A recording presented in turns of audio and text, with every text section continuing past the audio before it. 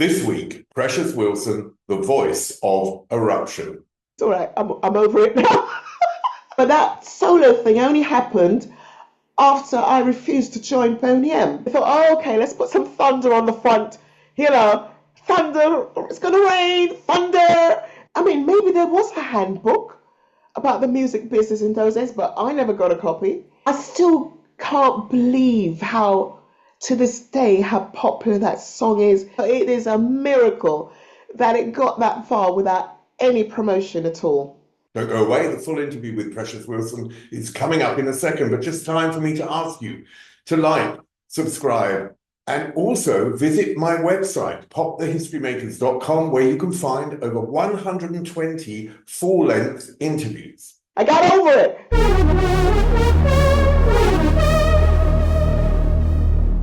Precious Wilson, and this is a great privilege, pleasure, honor, and it's great to have someone on camera with an aura like yours. Because brilliant, thank you.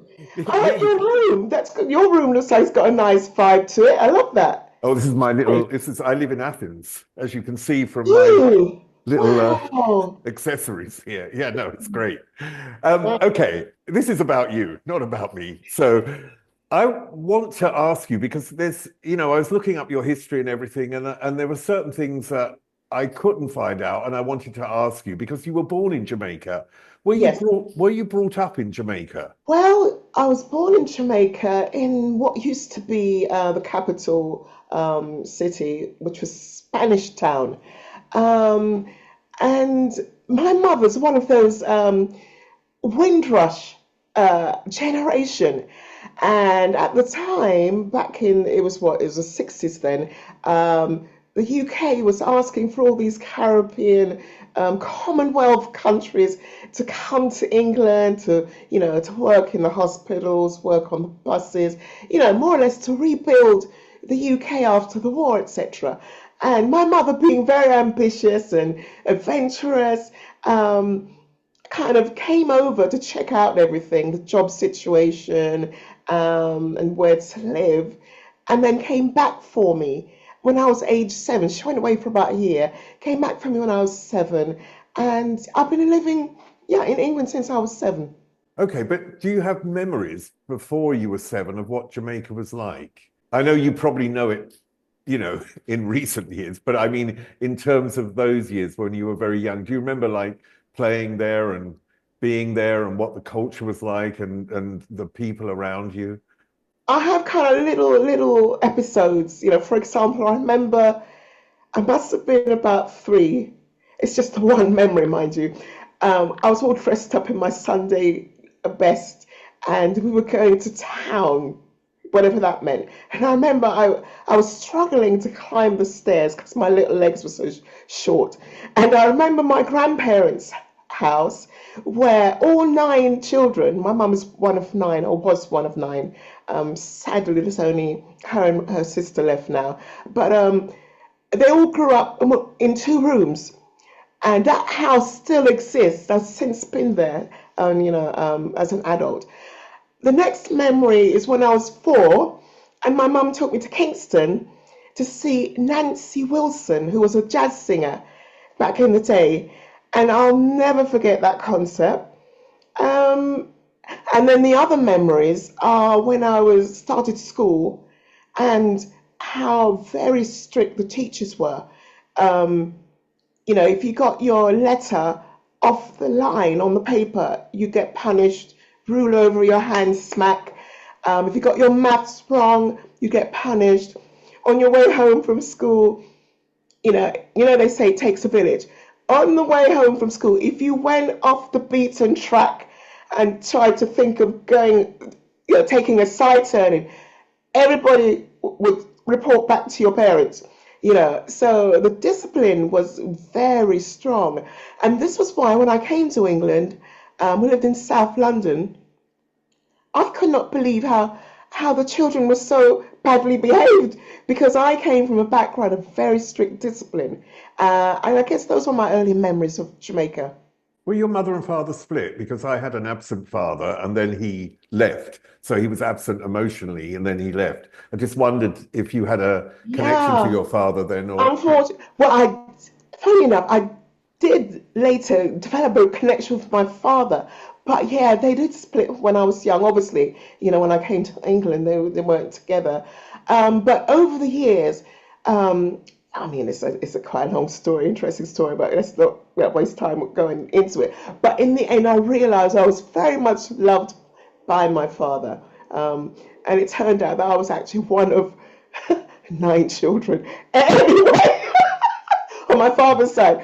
Woo! I told you it was an interesting story. But yeah, no, in the end, we became very close. There was almost like a little sadness in that he wasn't able to spend more time with me. And as for the siblings, or the other Wilsons, I mean, I've since met them. We've had some reunions in Jamaica because my dad was one of 12, right? So we had, I know, no television, Steve, no television. And so in the reunions that we had over the years, it was just, the feeling of a sense of belonging was kind of overwhelmed me a little bit, to know that, that was cousin so and so from my dad's brother number 4, and it was amazing. So yeah, it ended up to be quite a wonderful experience. was there creativity in the extended family? Were there people who sang, whether they sang in church or whatever? Well, I mean, like most Caribbean families, church was very much part of your life. As a child, you had to go to Sunday school, and and the services would last about 2 or 3 hours on the Sunday morning, and then you'd go back in the evening for another 2 hours. Sunday was a day of worship, praise and worship. Um, but I discovered from my mother that 2 of her aunts were professional singers, unbeknown to me, years after I started singing professionally. And my mother sings, not professionally, but she just, every single like funeral she'd attend to, she'd always put her name forward to sing at the funeral. She loves singing, indeed. So your mother came to London, part of this Windrush generation. And when I've Yes. talked to other Jamaican people, they describe coming to Britain with this promise. And of course, the promise didn't live up to the promise. And it could be quite difficult. How do you feel? I mean, I presume your mother wouldn't let you know that because she was so young. But I wondered, if she's talked about that later, how it really was for her. Yeah, the thing was at the time, because I still kind of remember it, everyone was excited to go to England, to go foreign, which means go to the foreign country, go abroad. Because, the streets were paved with gold, and, England was the mother country, and, we all looked up to the Queen and all of those stuff. So, I mean, when I look back at some of the clips from the Windrush of all those Jamaicans coming off the ship, I and because of conversations with my mother and my aunts and my uncles, the people that came in those days were the cream of the crop. Because in those days, Jamaicans, like my grandparents would always want, like my mother's generation, to have a trade, whether it's carpentry, and one of my uncles was a tailor, my uncle was a carpenter, my mum was a seamstress. So it was all, I mean, you can tell by just the way they dressed on the ship, everybody was were very well skilled, and all the rest of the family helped to pay their passage, whether it's by ship or plane.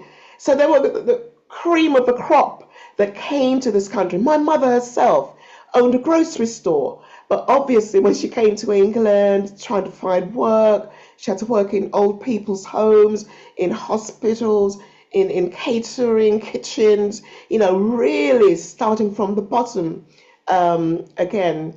So, and then we had a lot of racism. Because even as a child, I remember it, because, you'd go into a shop and the shopkeeper wouldn't want to take the money from your hand. You had to put it on the counter and then he picked it up, and there was all this, the black and white minstrel shows on television. And, There was like a jam called, Robinson's Jam or something with a black blacked up face character on the label. So, Can I but ask you how that made you feel when you were young? Because obviously that's something that I'm a gay man, so I've experienced, homophobia, but I haven't experienced racism being brought yeah. up in Britain. And I just wondered how as a young kid, that must make you feel. Well, I mean, this is going to sound really weird because in Jamaica, you've got white Jamaicans, you've got South Asian looking Jamaicans, you've got Chinese Jamaican. I'm talking from, the 50s, 60s. I was born in the late 50s, 1957. So, but everybody was a Jamaican. I mean, even the motto, out of many nations, one people. So I didn't realize I was black. And I don't, it sounds really silly because obviously we had mirrors and I would look at myself. But this whole connotation of what's attached to being black, as a child, I wasn't aware that I was different. I just thought I was just me. I discovered that I was quote unquote different when I got to England, and it would show itself in all different types of way. Most Caribbean people were addicted to, the one channel that we had on television, which was, and we'd all watch the news, and you'd be seeing different speeches from Enoch Powell and Rivers of Blood, and oh, they're coming here to take the jobs. But when you're a child, you don't understand that. You just feel it at school, where maybe the teacher would constantly punish you more. You'd have to stand in the corner a little bit more frequently each day than the people who didn't look like me. But I didn't know what that was. I didn't know. I thought, oh my gosh, I'm trying to behave, but I'm still doing it wrong. I'm in the corner again. I didn't know it was racism, but I guess it made me work harder at school because my mother always used to say, you've got to be twice as good as anybody else in the class. Make sure you keep out of trouble. Don't be coming home to her saying that you got punished again because you must have been misbehaving, and you have to pay attention and to use a Jamaican term, to study your book, which means make sure you go there and get educated. Don't mess around. You're in a country of opportunity. And so, no, I didn't know what racism was, or I didn't obviously you feel hurt that you're being picked on, but you didn't know what it was. You just thought, oh, right, I'll just try and behave myself a little bit harder because you're going to get told off by your mum anyway. So you might as well just go with the flow, so to speak. I mean, one of the things about the Jamaicans that came over is they formed a community, and that community was very much a support system.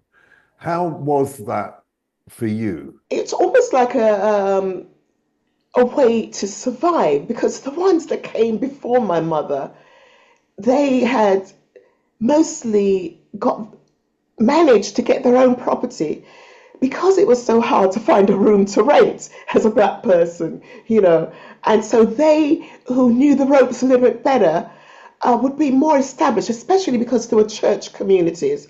And a lot of educated Jamaicans who came early would try and help the others explain the system, just help them with the runnings of where to go to sign on.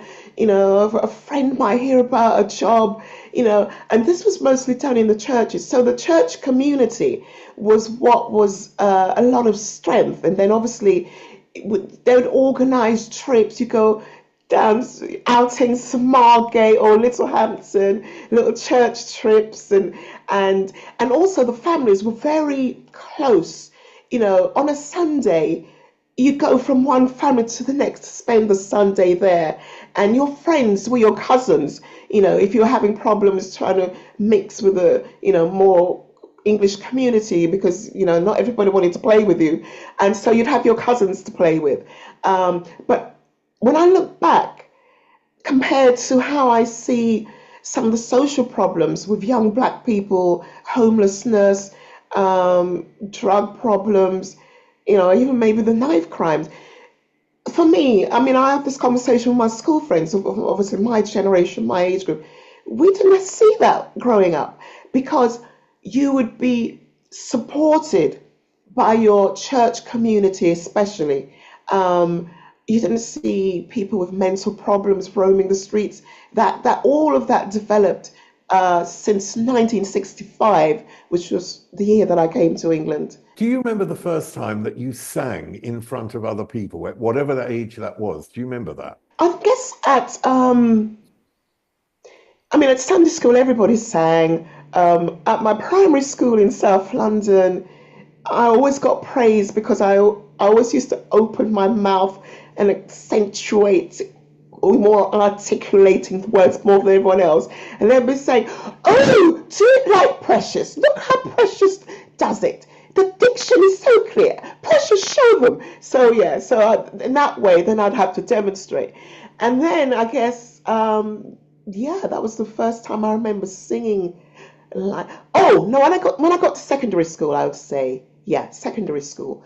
But when I was 14 years old, my mother decided, because my mum was so ambitious, she said, "Oh no, let's go and send you to Aunt Jean in Hartford, Connecticut, and see if we can get you in a school in America."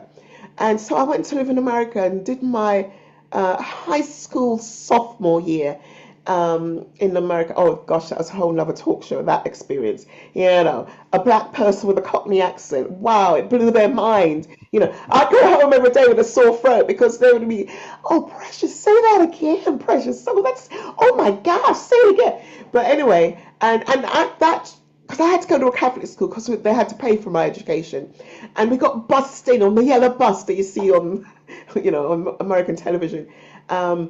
And the other interesting thing was, I was one of 14 black children who got bussed into Manchester, the area, to this East Catholic High School, it was called.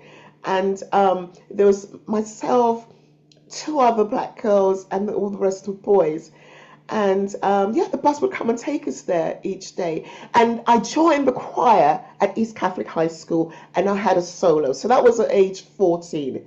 And then, because, sorry to keep going, it's all flooding back now, Steve. It's all No, I love it. I love it. I lived with my aunt who had one child, my cousin Angela, who was 3 years older than me. So I was 14, Angela was 17, but Angela wasn't allowed to go out anywhere. No clubbing, forget that. But she was allowed to go to church. There was a Baptist church down the bottom of the road. And so everywhere Angela went, I went. And I think in terms of my singing career, that was really when I could appreciate the beauty and the power of the voice, the choir, as they sang gospel music that would move you to tears in terms of the spirituality and the worship and the praise and the expression of joy to the Almighty, the Creator. A greater power than ourselves. And all this was done through the voice. And I just thought, wow. I didn't actually join the choir, but I obviously would hear them every Sunday.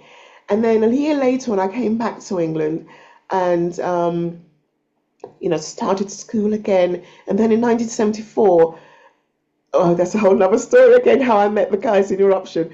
But I think that trip to America was what really was the catalyst to me really saying, I have got a voice, and this band wants us to join, me and this other girl at the time. And that's how it started. So thank God for America, that's what I say. In that regard. Just before we get on to Eruption, just want to ask you, did singing give you also a sort of sense of belonging?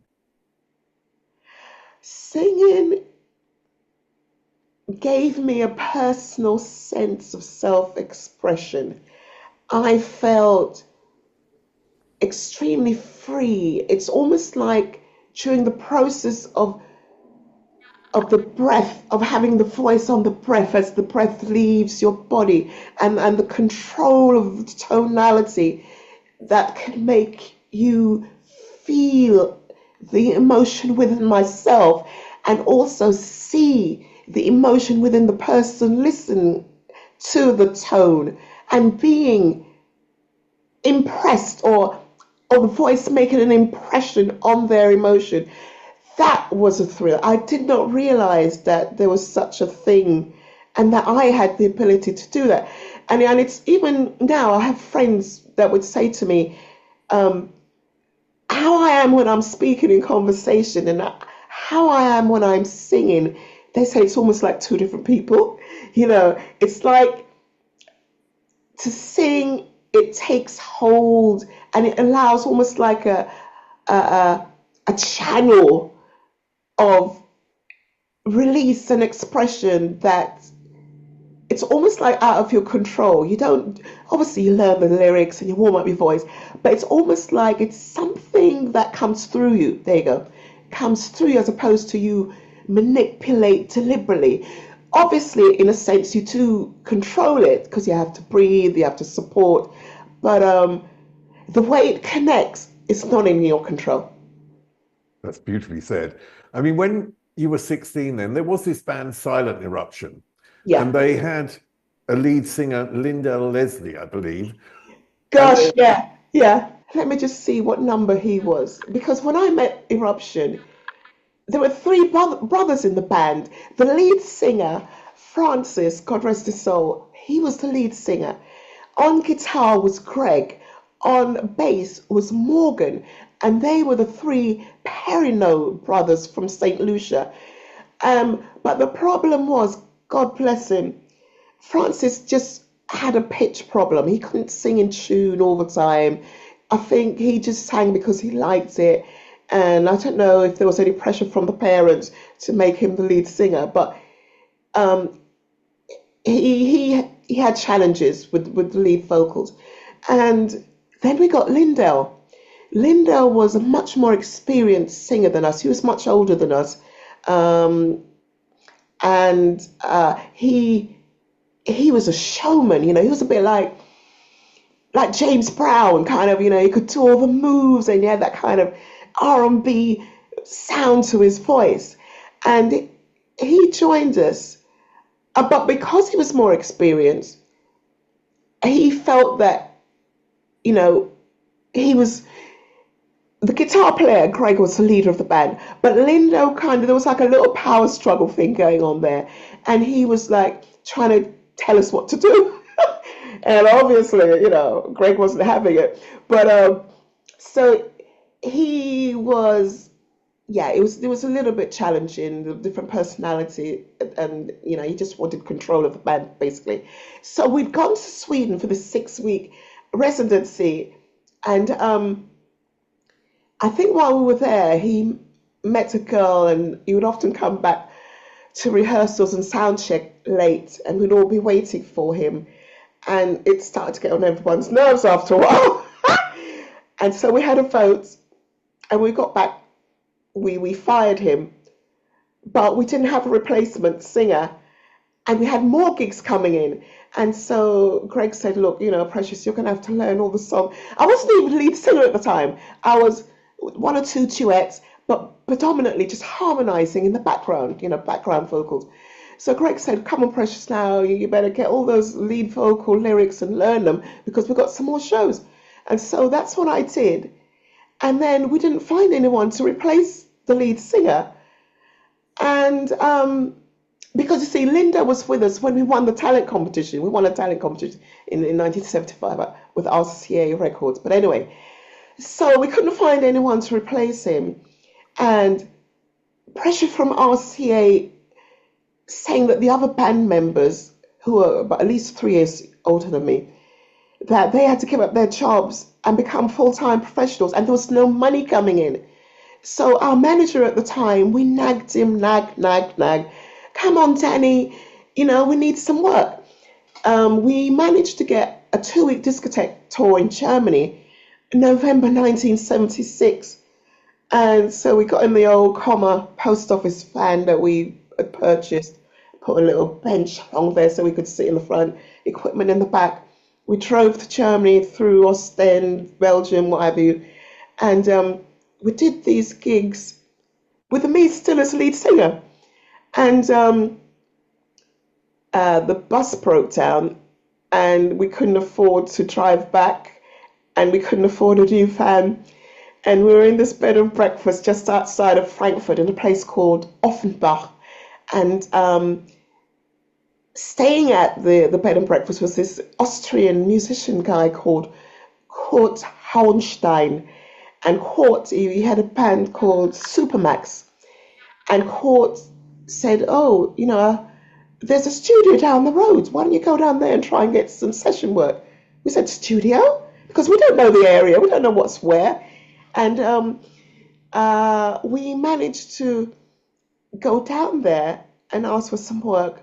But we told them, this was Frank Farian, a studio that Frank Farian used, Boney M producer. We told them that we were here doing gigs, that we were stranded, we were being ripped off by the agent. And at that time, Boney M had, I think they had a track called Baby, Do You Want to Bump? And Frank was planning for them to do their first continental European tour, and they needed a backing band. And so we auditioned. He sent out his scout, a guy called Hans-Jörg Meyer, to come and check out our show. And that was how we got the job. And cut a long story short, the rest is history. What was your impression of Frank Farian at the beginning? Yeah. I mean, it's English was almost zero at the time. So Hans-Jörg used to do a lot of translating, or whoever was in the studio. My impression of him... was Millie around at that time? Millie? Yeah, his long-term partner. Not at that time.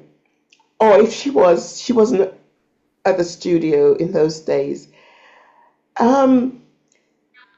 I didn't have an impression of him then and at that time.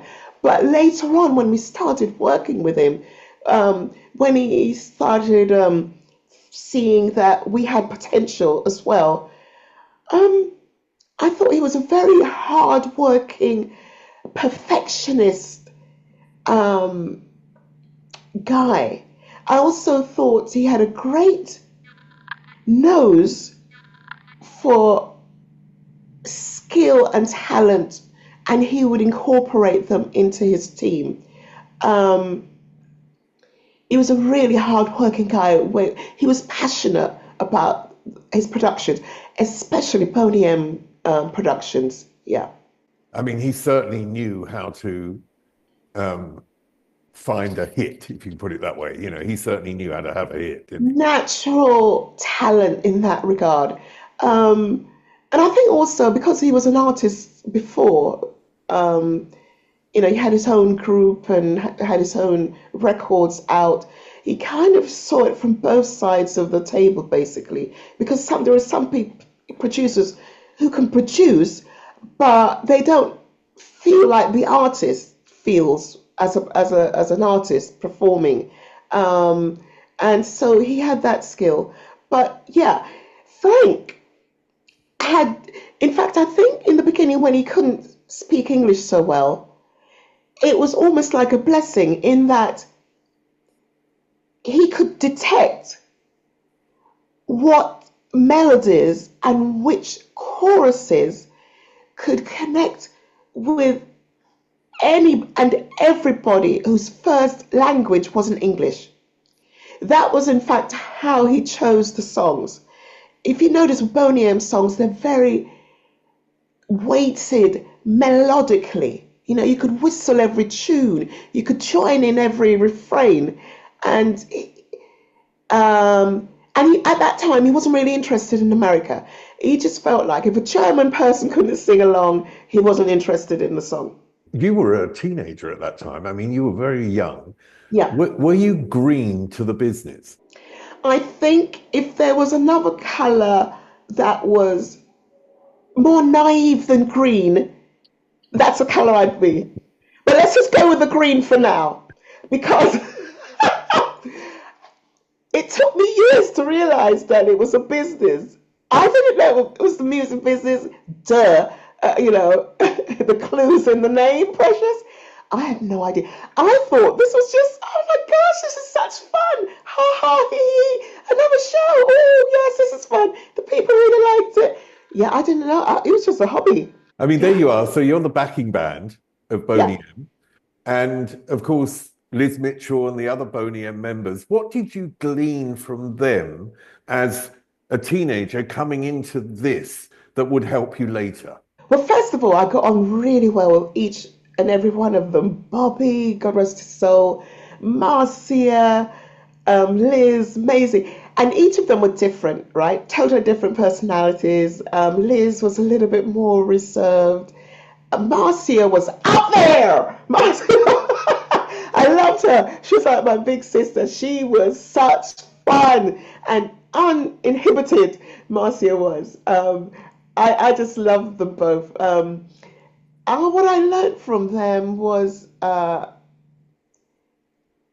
they were just like friends, and obviously very passionate about performing because Liz had a career before working with Frank, and so did Marcia. Actually, I think Marcia said that initially they didn't have enough repertoire to pad out the shows, and they used to use a lot of Marcia's backing track and songs for the early gigs.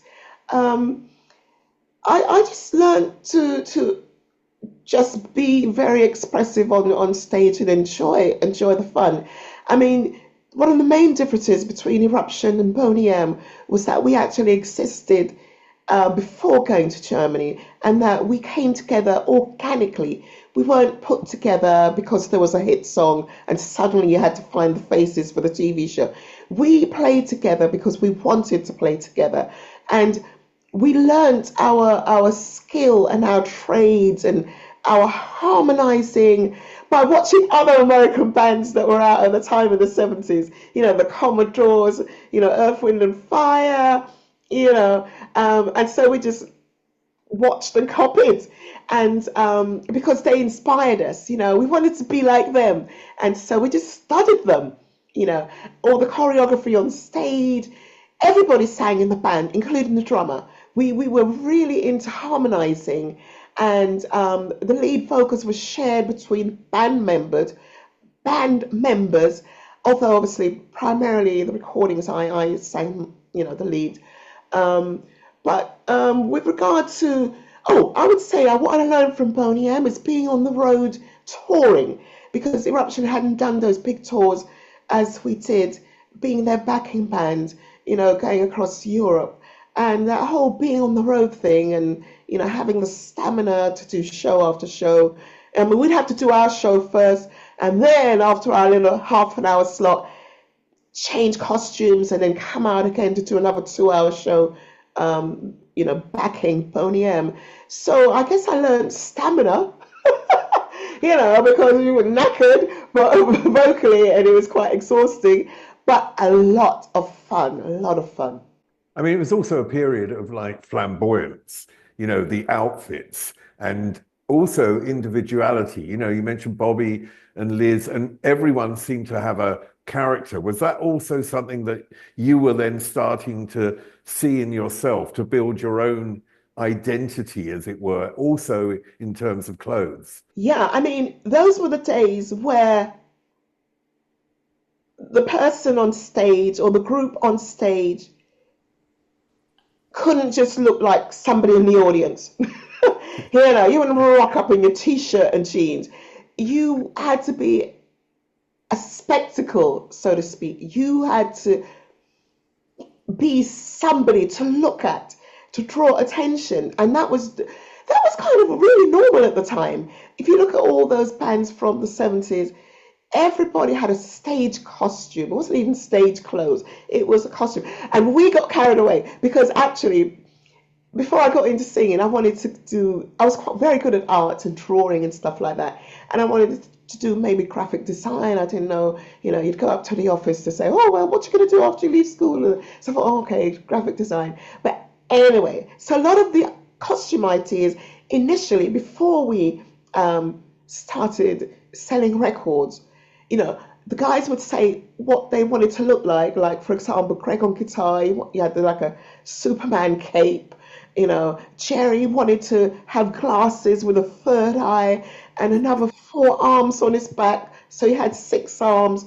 One of the costumes that I designed for me was a snake going up my leg with wings, and like we all had all these outrageous ideas for stage clothes, and so that was the norm look, because finally we could afford to have more than just two costumes, because in the beginning we only had two costumes.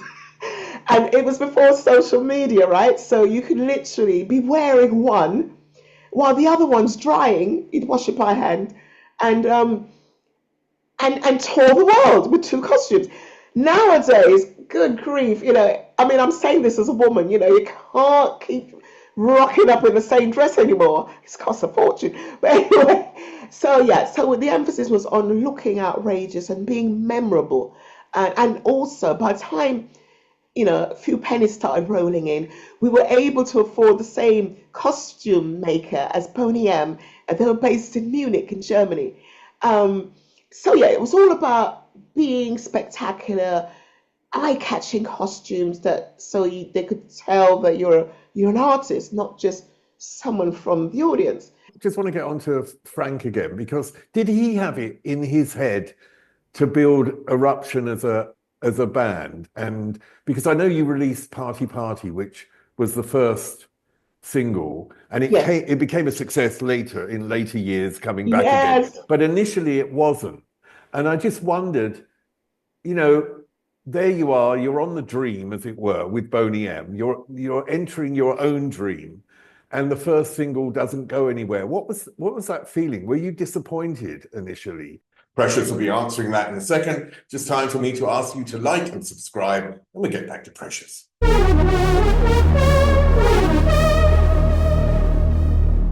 Because I don't come from a place of, I want to be famous. If the song didn't make it, okay, we just keep doing shows, because I'm from that generation where we didn't have social media, as I said, so you had to win one fan at a time. It wasn't do a Instagram post that's gone viral, or YouTube blah blah. We gained our audiences by gigging. We're very much a live gig band through gigs. And Frank didn't put Eruption together, as I'll say it again. We came together organically in London, in Clapham Junction, Battersea, Oberstein Road, number 16 Oberstein Road, in the basement of Greg, Francis, and Morgan Perrineau's parents. That was where we'd go into that basement from 10 till 6 o'clock every day that we weren't gigging, and we would be, it was like a regiment. You'd go in there, you had to be there on time, otherwise Greg would go bananas, and you'd break for lunch, and rehearse. The vocalist battling with the little wardrobe speakers, because everybody wanted to turn up their volume. And I guess in a way it helped me to sing stronger, because I could not hear myself most days rehearsing, because everyone wanted to turn up their bass, and you're there with a little inexpensive PA system trying to battle against the instrument. But no, it's okay. It's all right. I'm over it now. I got over it. But the next song was the big international hit, I Can't Stand the Rain, which was originally a Nan Peebles song. Yes. Whose idea was it to make a cover of that song? Hans-Jörg Meyer, the guy who could speak English with Frank, is an old school chum. Hans was I think Hans used to work on ships or something, so he used to sail around the world quite a lot. And he loved black music, so he kind of had this collection of songs, and he suggested that song. As you know, the Ann Peebles version was more bluesy, slower tempo, and it did have it had that, but we kind of incorporated it and emphasized that much more, trying to make it sound like raindrops. And because it was a disco era, we obviously took the tempo up, and then we were very literal. We thought, okay, let's put some thunder on the front, thunder, it's gonna rain, thunder. So we put that on the front, and then the raindrops. And I think the beauty of that production, if I can give Frank give credit where it's due, is that there is the strength of the song, in my opinion, is the almost simplicity. It's like very transparent. It's not overly produced, and it's the bass line, that drives it, and the four on the floor tempo, so to speak, and the hook. So Hans-Georg Meyer, I have to give credit to for bringing that song, suggesting it to us. How did your life change at that moment? Because suddenly, to going from backing at Boney. I mean, I know you've been working for years on this, but you've been backing at Boney M. You have the first song out, and it's not a success in those terms. And then this was such a huge hit. It must have sort of flipped your life upside down in a way. You're in a different world suddenly. To be honest, we were on tour, still on tour with Boney M, and it took ages to work its way up the charts. So it wasn't, released and suddenly it's a hit. It took ages. We realized it because we were literally on the coach. I don't know if we were in Italy or somewhere on tour with Boney M, and it kind of came on the radio.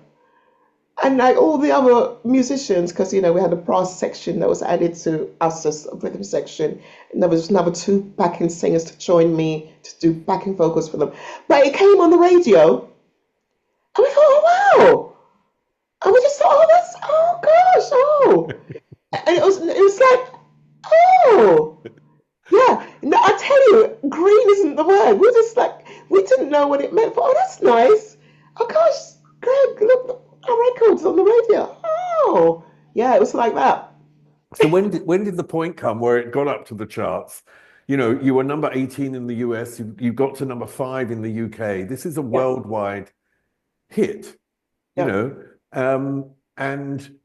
at that time, then you must have been going to London for Top of the Pops, and I don't know. You must have been doing promo as well. Yeah, I mean, I think the record company in Berlin, obviously from a business aspect, they now had 2 artists, and so they thought, oh, Frank, I think we need to allow Eruption to go and promote this song now.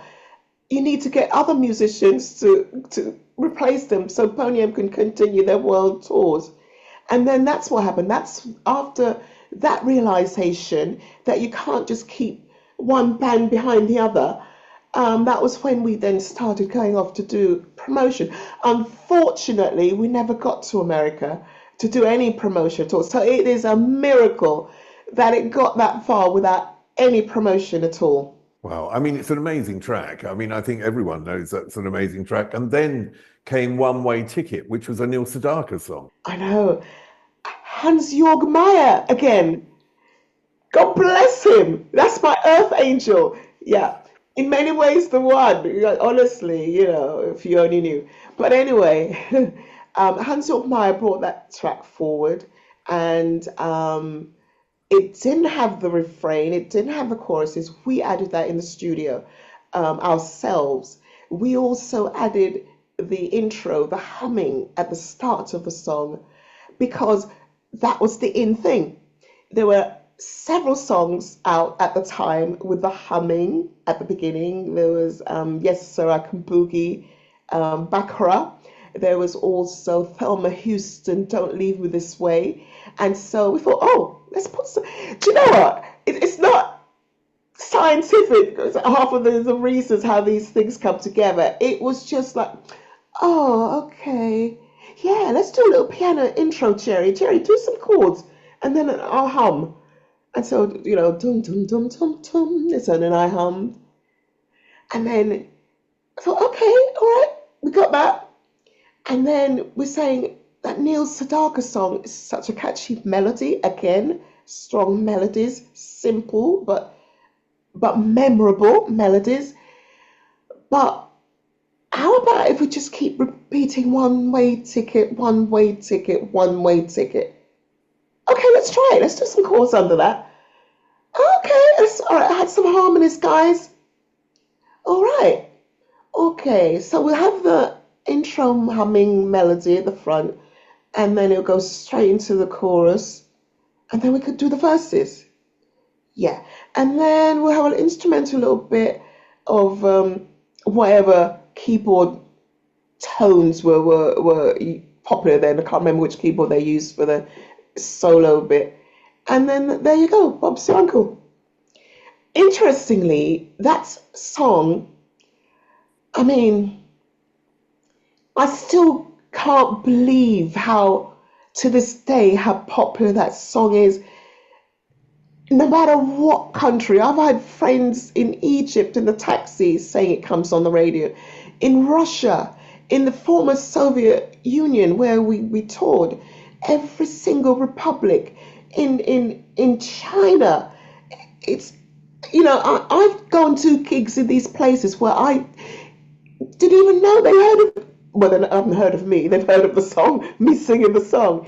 In Mongolia, it's Azerbaijan. I'm thinking there is something quite magical about the chord sequence or the key in which the song is, the tempo, that to this day people still enjoy. And the weird thing is, I did a tour last year in America, and it's like, it's not just like my generation, your generation, or my daughter's generation.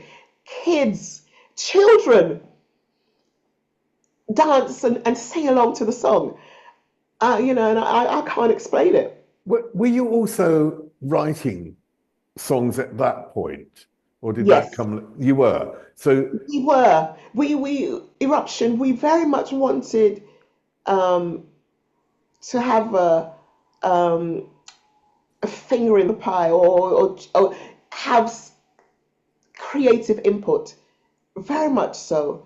So yeah, but then then there's always the situation of are your songs allowed to be on the albums? So you might be writing, but there might be an executive decision that blah blah blah blah. I mean, Frank was a businessman as well, wasn't he? He was a clever Have we got the businessman. publishing for that song? No? Oh well, that's not on the album. Yeah, there's so many factors why, whether or not a song becomes included or whether or not a song becomes successful. It's not just whether the song is good enough or not. By the time that you left Eruption and went on to your own and released your own solo album, were you unhappy, or did you just want to do something else? What was the reason for that move? I mean, maybe there was a handbook about the music business in those days, but I never got a copy. And I don't think the other guys in the band did either. So I would say there are a number of, well, at least two reasons for that, me going solo. One was that the band didn't understand that, because everything was split 5 ways. Money, royalties, no one was getting more money than the other person. But when the record company wanted to use me as the only female in the group to market, to sell the music, and maybe, feature me, that I'm in the center of the photograph, that some members of the band did not like that. And I'm just being totally honest with you now. They weren't saying, but you know what, as a group, if it sells more records, let's go with it. No, I became that person. Oh, she thinks she's it. She thinks she's great. But it was entirely Hansa, Berlin, and the owners, the husband and wife team at the time who owned the label, who just saw it as a marketing tool, use Precious to market the band.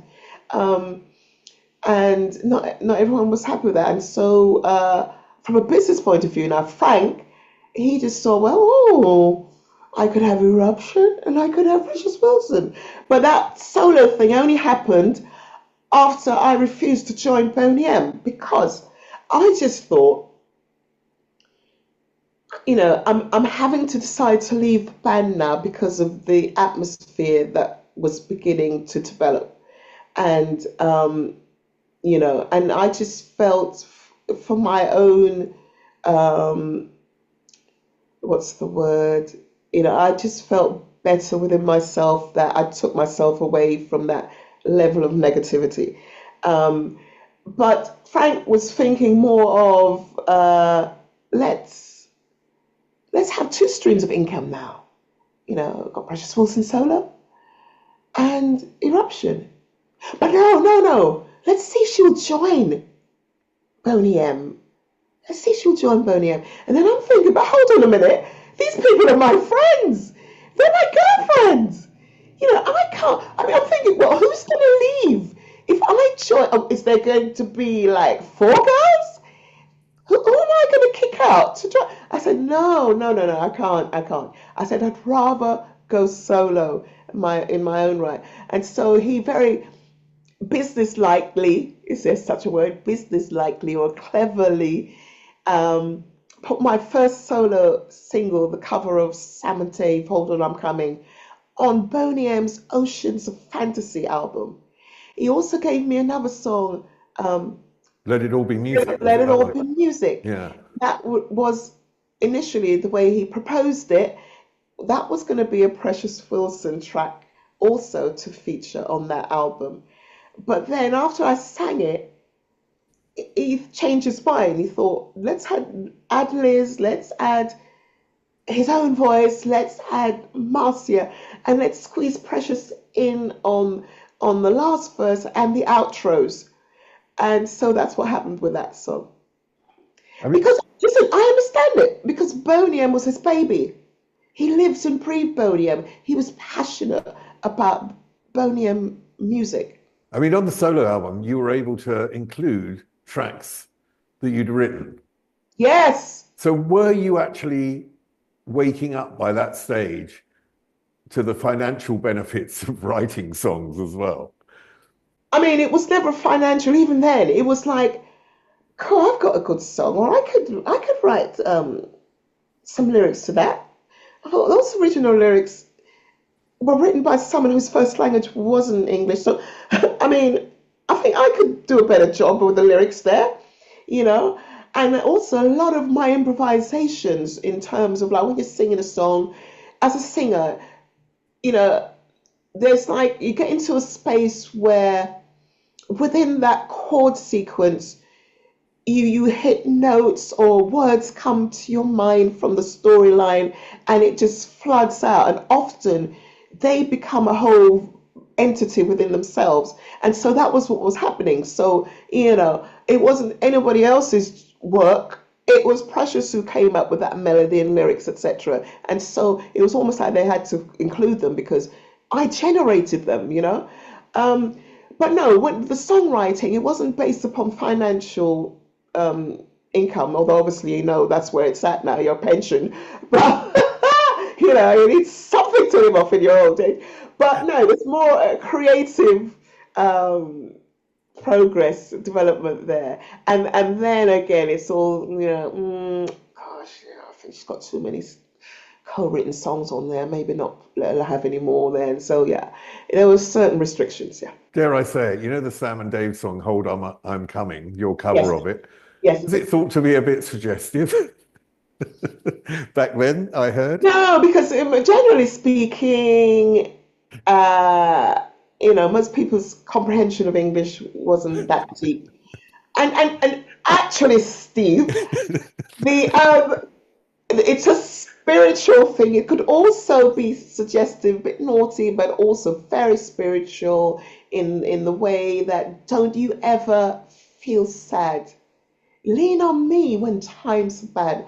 When the day comes and you're down in a river of trouble and you're about to drown, just hold on, I'm coming. So God is coming to the rescue.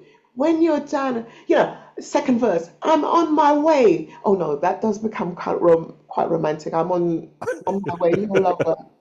If you get cold, I'll be your cover. No, that's just Sam and Dave putting in that romanticism right there. But basically, it is almost spiritual in a way, when you're desperate, when you're in need, hold on, I'm coming to your rescue. Yeah. But I hear what you're saying about, yes, some people could misinterpret that. Yes. What do you think Frank Farian learned from you? I think he learned that there's certain things you can direct, and then you have to recognize when you need to let go. Um, because we've done so many gigs and we were inspired by so many artists, we kind of like stood on the shoulders of great musicians, Herbie Hancock, Miles Davis, even me as a vocalist. I'd listen to instruments and the licks that they would play, or the little scat that Miles Davis would do on his trumpet. Vocally, you kind of like collecting all that information, and working with Frank, he just allowed me to sing. I Can't Stand the Rain, for example. What you hear on the record is take number 2. The first time I ran through the song vocally was to set all the levels and just to make sure that I was, had the arrangement in my head where the verses went and blah, blah. And I said, okay, Precious, noch einmal. Once again, let's do it again. And take 2 is what you hear on the record. So I was always fully prepared, because we were like that as a band. When I tell you that we rehearsed for 8 hours a day, I'm not, exaggerating. Our thing, actually, I look back for our age, we were really professional, We were really always ready for the gig, ready for the studio. And so I always made sure, even as a solo artist, that when I hit the studio, I'm not wasting your money. I'm ready to record. And so that's always been my thing, really. And so Frank allowed me to self-express. I just let it out there, and then he did his mix and what have you, and all the instrumentation, etc. Kannst du Deutsch? Ja, doch, ein bisschen. Wunderbar. Nee. Wirklich? Ja. Das ist ja toll. Super. Enough showing off. Now, just time for me to ask you to please subscribe, like, and go to my website, popthehistorymakers.com, where you'll find over 120 full-length interviews with your favorite pop stars.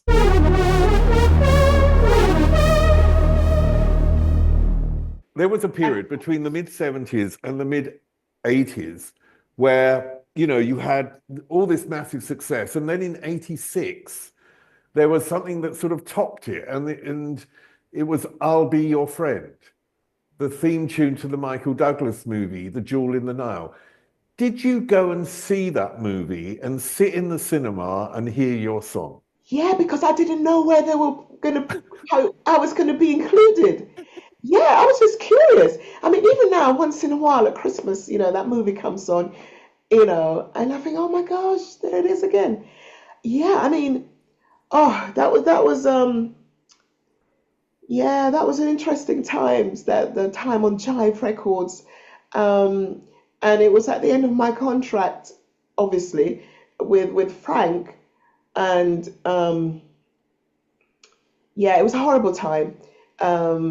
In that, yeah, I don't know how much I should be saying, really, but it was a horrible time. And thank God for Jive Records. And I had those 2 songs, which, if you are a one-way ticket person, you might not know about I'll Be Your Friend, because it's more old school R&B vibe as opposed to pop commercial Euro, sound. And the opportunity to do, obviously, the Michael Douglas, because my mum and I were always Michael Douglas fan, and his dad. My mum was a big fan of his dad, of his Kirk Douglas. So that was a real honor. That was really special. Do you feel sometimes, and I know you've done such a lot of work. I mean, you've sung as backing singer for Elton John, you toured the USSR, and I think that was in '88, and you've mentioned that. Do you feel sometimes that your life has been, and this happens to a lot of people, I think, it gets reduced to the the big hits. So it was reduced to I Can't Stand the Rain and One Way Ticket. It is what it is, you know. I mean, because to be honest, without those milestone songs, nobody would know it, wouldn't get the chance to discover, you know, quote unquote, the body of work. So I need the One Way Ticket and the I Can't Stand the Rain for them to kind of like go through. Oh, she worked with so and so. Oh, she worked with, you know, that one who used to be in Prince's band. Oh, you know, oh, she sang for the Queen. Oh, you know, so I'm grateful for everything really, because it's almost like, you know, you take off one layer, you think, okay, and you take off that layer. Oh, you know, so without the hits, they wouldn't discover what else. And no, it's not annoying. I'm just so grateful to still be in the business after 50 years. You know, we won the talent competition in, well, nearly 50 years, in July 1975. And, you know, not a lot of people can say, oh, I've been solely paying my bills, eating from doing music. You know, I went straight from school into the music business. I've not had a proper job yet, you know, so it's been a blessing, the career which has chosen me, because, you know, I didn't plan to be a singer, because my mother's generation, I wouldn't say my mother's generation don't really think singing is a proper job, because most Jamaicans can sing. Most Jamaicans can dance. Most Jamaicans can entertain. It's a way of life. It's like breathing, right? So that's not a proper job. But having said that, the day that we were leaving to go to Germany, my mother was helping with my suitcase to put it in that comma van to drive through Belgium. And her thing was, give it a go. Go on, give it a try. Whereas my aunt was saying, oh, sex, drugs, and rock and roll. Why are you letting her go with all those men? You know, are you sure you want her to go? Be in a band? Be in a band. My mum said, give it a go. Go on, give it a go. And so I'm extremely grateful for my mother, you know, because she could have said, no, don't go, you know, and I don't know, I would have had a different story, I guess. I mean, I owe so much to her decision to come to England, because I think I would have had a different life. I'm not saying it would have been better or worse, but my life would have been different had my mother not made significant decisions coming to the UK, going to America, going to Germany to go and give it a go. You mentioned at the beginning about your father and the lack of contact, and you were in contact with him later. When I was born, my father didn't want a third child, and he didn't have much to do with me. And I think the whole drive in my life was based on that moment, because I wanted to somehow get the love of the world. So I ended up on television on MTV to get the love of the world, to compensate not having the love from my father. Do you think, in a sense, there's some form of parallel with you there? That you got your drive maybe from your father, who was absent. Do you see what I mean? Yeah. All right, I'm just thinking if there's any ounce of agreement with that statement. Hold on, I'm just checking my brain. Hold on. No, you know, I very much think that your strength of mind to survive in the music business is really important, you know, because with any disappointments, you just can't be downhearted and give up. Because, you know, if you just kept going and just get over the hill, you'd see, oh, okay, here's the sun shining, here's an opportunity. So for me, that's the way I think. You just cannot give up, right? I will give up when it's time to give up, and I'll know when that is. So no, in answer to your question, my mum, I learned that from my mum, not so much from my dad. Oh, it's been brilliant to talk to you, Precious. I wish for you really the absolute best. I love the idea of this connection that you can make, because I always feel that music connects to us on a deeper level, and it's such a beautiful thing. And, you know, I'm looking forward to the next 50 years. Yeah, that'll be interesting. I'm curious, but you never know. You never know. You never know. Yeah, yeah. I keep saying that to friends. Oh, I'm going to live to 120. We'll see. Brilliant. Thanks very much. You're welcome. Take care. I enjoyed it. Up there is an interview I recommend. Down there is where you can find all the podcast interviews. And here is where you can connect.